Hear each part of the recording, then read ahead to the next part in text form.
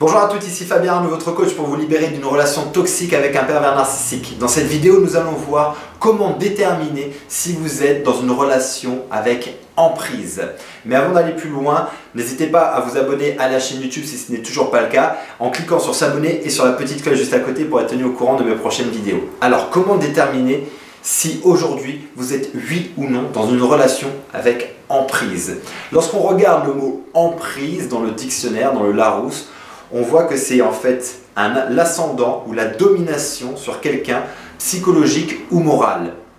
Ce qui va être important de comprendre pour déterminer aujourd'hui si vous êtes effectivement dans une relation avec emprise, c'est de vérifier comment est-ce que vous vous positionnez par rapport à l'autre. Est-ce que vous avez aujourd'hui l'impression que l'autre est en permanence dans cette recherche de vouloir influencer vos décisions, vos actions, vos pensées?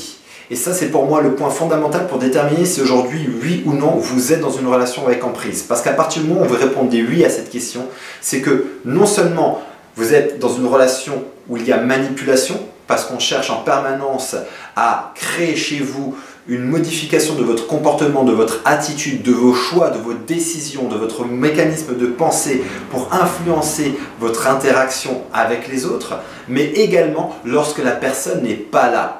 Et pour moi, c'est peut-être ce deuxième point qui est le point le plus important pour déterminer aujourd'hui si vous êtes dans une relation d'emprise. C'est que même lorsque votre conjoint, votre conjointe n'est pas avec vous, vous allez en permanence penser, ressentir et agir en fonction non plus de vous, mais en fonction de l'autre en permanence. C'est-à-dire, imaginons qu'aujourd'hui, vous êtes seul, vous vous baladez dans la rue et vous voyez un ami ou une amie au loin et que vous aimeriez beaucoup aller parler à cette personne parce que ça fait peut-être longtemps que vous ne lui avez pas parlé et que vous n'allez pas y aller parce que tout simplement, vous vous souvenez que ça ne ferait pas plaisir à votre conjoint ou votre conjointe qu'il sache que vous avez parlé à cette personne et que ça vous bloque, ça vous freine et donc vous n'allez pas le faire.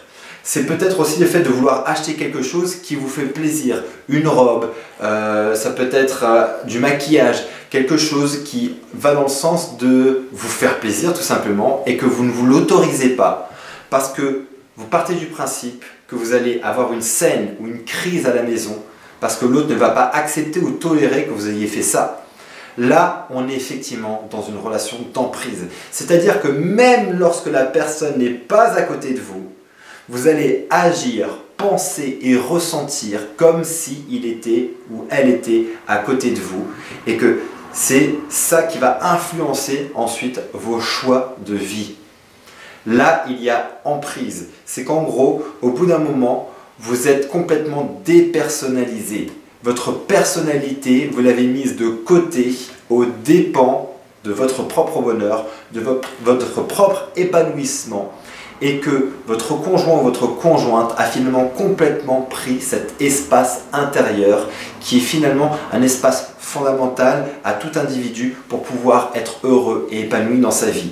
Là, il y a emprise lorsque l'autre est finalement rentré complètement dans cet espace intérieur et que c'est un petit peu comme si vous viviez à travers l'autre, pour l'autre et que vous êtes complètement oublié, que tous vos choix de vie, toutes vos pensées, toutes vos actions sont en fonction de cet autre individu. C'est un peu comme s'il y avait un fantôme de l'autre à l'intérieur de vous qui parle, qui agit à votre place, qui pense à votre place et qui vous enlève tout pouvoir personnel. Là, il y a effectivement emprise dans la relation. Si vous vous reconnaissez dans ce que je viens de dire, c'est qu'aujourd'hui, vous êtes effectivement dans une relation d'emprise et donc potentiellement toxique pour vous. Ce que vous devez faire, c'est absolument maintenant reprendre le contrôle de votre vie en vous repositionnant dans qui vous êtes, dans ce qui est important pour vous, les valeurs qui sont importantes pour vous et ce qui est important à faire dans votre vie au quotidien pour vous, pour que vous soyez heureuse et heureux.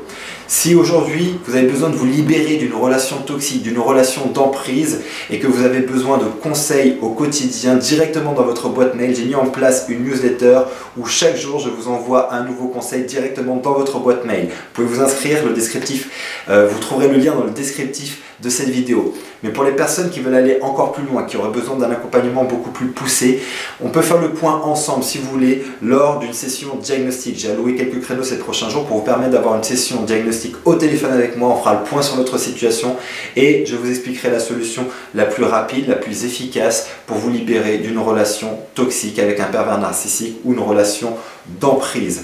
Le lien se retrouve également dans le descriptif de cette vidéo. N'hésitez pas à cliquer dessus, à prendre rendez-vous et je vous appelle.